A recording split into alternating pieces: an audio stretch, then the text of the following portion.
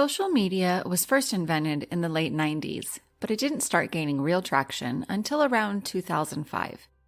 Since then, its use has skyrocketed. Only 5% of adults in the U.S. used at least one social media site in 2005. By 2019, that number increased to 72%. That number is even higher among teens. A 2018 Pew Research Center survey found that 97% of teens 13 to 17-year-old used a social media platform such as YouTube, Facebook, Instagram, or Snapchat. Let's take a look at the social media timeline. Facebook was created in 2004, YouTube in 2005, Twitter in 2006, Pinterest in 2009, Instagram in 2010, Snapchat in 2011, and TikTok in 2017. And those are just a few of the social media platforms people are using on a daily basis.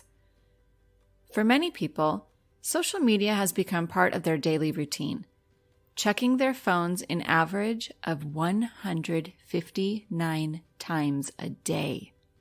Think about that. If you open and close your phone about 1 minute each time, that's equal to about 2.5 hours per day or 38 days per year. Could we be addicted to social media, literally? In the beginning, social media was developed as a tool to connect family and friends.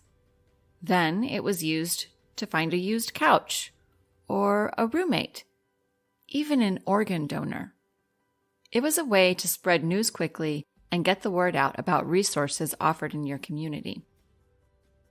Along the way, though, social media turned into a money-making machine for advertisers to sell products, businesses to gain customers, celebrities to gain notoriety, and organizations to spread ideas and opinions that sometimes pass themselves off as truth. The creation of groups, the like button, and other persuasive tech has created exclusivity, an us versus them mentality that is creating a massive rift in our society. In fact, social media has had such a huge impact worldwide that it has influenced politics, elections, and even incited a conflict that led to a war. The psychological effects of social media are creating a distorted real-world view for many people. And teens and young adults are the most vulnerable. They have been negatively impacted by, ironically, disconnection, an inability to focus, disruption of sleep, cyberbullying, peer pressure, and unrealistic views of other people's lives. To avoid all these negative effects 100%, you would need to delete your social media accounts. But for some, this option may not seem realistic or achievable. So here are some small but impactful action steps you can take to avoid the negative impacts of social media. Set reasonable time limits. Take an honest look at how much you are using social media by using an actual timer. If you are shocked at how much you've been using it, set some limits. Many phones are equipped to set these limits and will indicate when your browsing time is up. It's very easy to venture down the rabbit hole of information, so when you reach your limit, be strong and don't be tempted to add on extra time. Turn off your notifications. When you stop notifications from disturbing your normal routine, you will find it easier to concentrate on your daily tasks.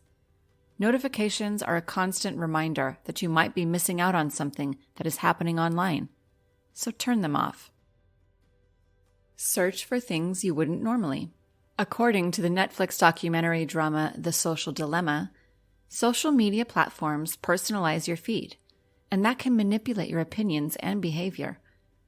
Your feed will show you posts and ads based on what you normally search for, which gives you only one-sided versions of stories and creates confirmation bias.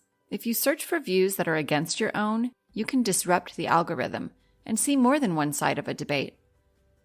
If you don't know what to search, maybe try switching phones with a friend and see what they have on their feed. This is a great first step to be aware of other perspectives beyond what you have been shown. In turn, you will have information from all sides so you can decide on how you feel based on your values. Do your homework. If you come across something that looks like it is a fact or truth, and you feel the need to share it with others, make sure that what you are posting is, in fact, the truth. It is becoming increasingly difficult to find factual information, so if you don't have the time to research it, just don't share it.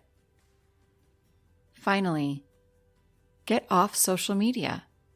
Call, text, or use video chats.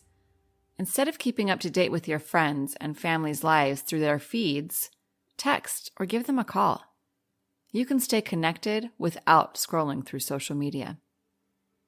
Don't get us wrong. Social media does not have to be negative or have a detrimental effect. We just need to learn to use it mindfully.